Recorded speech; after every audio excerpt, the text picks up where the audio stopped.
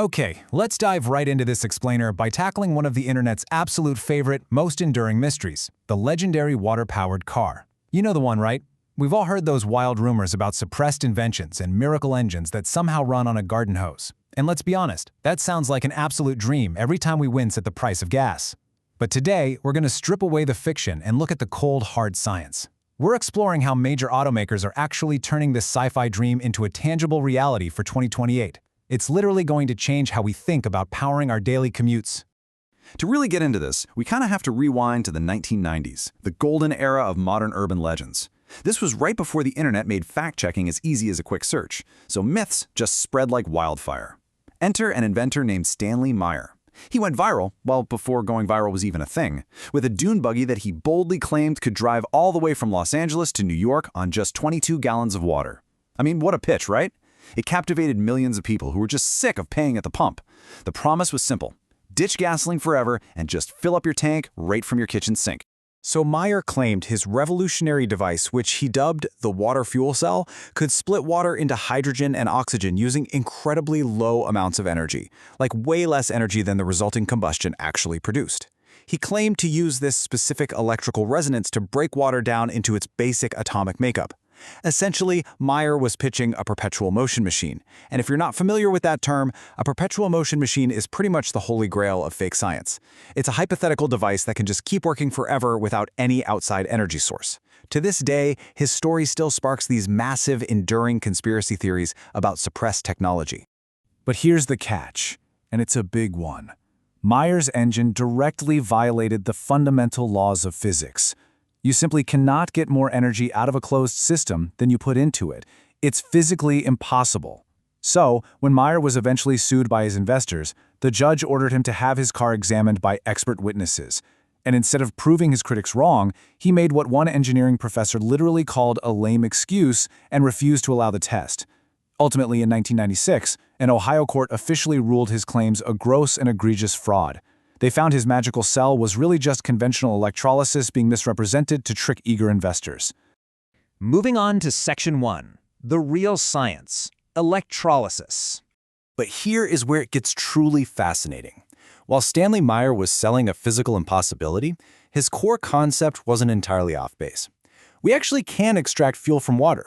We just have to play by the rules of thermodynamics to do it. The real science driving the future of automotive fuel is called proton exchange membrane, or PEM, electrolysis. And let me tell you, it requires a very real, massive energy input. To break those water molecules apart, it takes a tremendous amount of brute force electrical energy. Think of it like trying to pull apart two ultra-strong magnets. You really have to put some serious muscle into it. In practical terms, to produce just a single kilogram of high-purity hydrogen fuel, you need about 9 liters of water and a whole lot of electricity. You're basically storing all that electrical energy right inside the hydrogen bonds. Now, the real catch to the super high-tech process is the hardware itself. It relies on exceptionally rare materials. You absolutely need iridium acting as the catalyst on the anode side to help evolve the oxygen, and platinum on the cathode side. Iridium, in particular, is incredibly scarce. And that makes widespread global scaling of this PEM electrolysis a massive supply chain challenge. But researchers are actively trying to solve this bottleneck right now. They're using advanced microscopic layering techniques to ensure we use only the thinnest possible coating of these precious metals. It keeps the cost down while keeping the reaction highly efficient. Section 2, the hydrogen color spectrum. Furthermore, we have to talk about where the electricity for this electrolysis actually comes from. Even though hydrogen gas is completely invisible and burns clean, the energy industry color codes it based entirely on its carbon footprint during production. Research from Chalmers University highlights a stark reality for us. Not all hydrogen is created equal. Green hydrogen, which is made via renewable electrolysis, is the only truly clean option here. It generates less than 5 kilograms of CO2 per kilogram of hydrogen. But let's look at the economics. At up to 13 euros per kilogram, it is vastly more expensive than the highly polluting gray hydrogen, which is derived from natural gas. Gray hydrogen currently dominates the market purely because it costs under 1 euro per kilo. But here's the thing. If we power cars with gray hydrogen, the carbon emissions are up to 2 to 3 times higher than just driving a regular petrol car. So, making green hydrogen a 13 euro luxury fuel means treating a routine trip to the gas station like a major financial investment. That's a huge hurdle the industry absolutely must overcome. And that brings us to the sheer scale of the challenge we're facing right now. Get this, as of 2024, low-emission hydrogen, meaning both the blue hydrogen with carbon capture and the truly clean green hydrogen, accounted for less than 1% of total global hydrogen production. Less than 1%. Why is it so incredibly low? Well, it mostly comes down to severe infrastructure bottlenecks and the pure economic cost of building entirely new green energy grids versus just relying on legacy fossil fuels. The infrastructure and economic shifts required to change this whole paradigm are just colossal. Section 3, Fuel Cell versus Combustion, the Powertrain Showdown. Okay, so once we actually secure that clean green hydrogen, how do we best use it? The automotive industry is currently split between two very different ways to harness this fuel, and their engineering philosophies diverge completely here. On one hand, we have the Hydrogen Fuel Cell Vehicle, or HFCV. This system takes hydrogen from a tank, feeds it into a fuel cell to electrochemically generate electricity, which is then managed by a battery to drive a totally silent electric motor. On the other hand, the Hydrogen Internal Combustion Engine Vehicle, or HICEV, is remarkably familiar to what we drive today. It takes hydrogen from the tank and simply burns it in a traditional combustion engine hooked up to a multi-step gear. Now, that combustion engine approach is definitely easier to manufacture, mainly because it leverages a century of existing automotive supply chains and mechanic know-how. However, burning hydrogen still relies on mechanical motion, friction, and heat. It really begs the question. It's easier to build, sure, but doesn't it kind of defeat the purpose of going entirely green if we're still relying on some of those old clunky mechanics? Combustion fundamentally lacks the elegance, the silence, and the total zero-emission profile of a true fuel cell system. A fuel cell produces absolutely nothing but pure water vapor at the tailpipe. How cool is that? But the absolute most critical difference, and the specific reason fuel cells are winning the passenger car debate right now, is efficiency. When put through standardized global driving tests that simulate everything from slow, stop-and-go city traffic to highway cruising, the fuel cell vehicle operates at a highly impressive 45.9% efficiency. Compare that to the combustion engine, which tops out at roughly 29% efficiency, and honestly, usually performs its best only at sustained high speeds.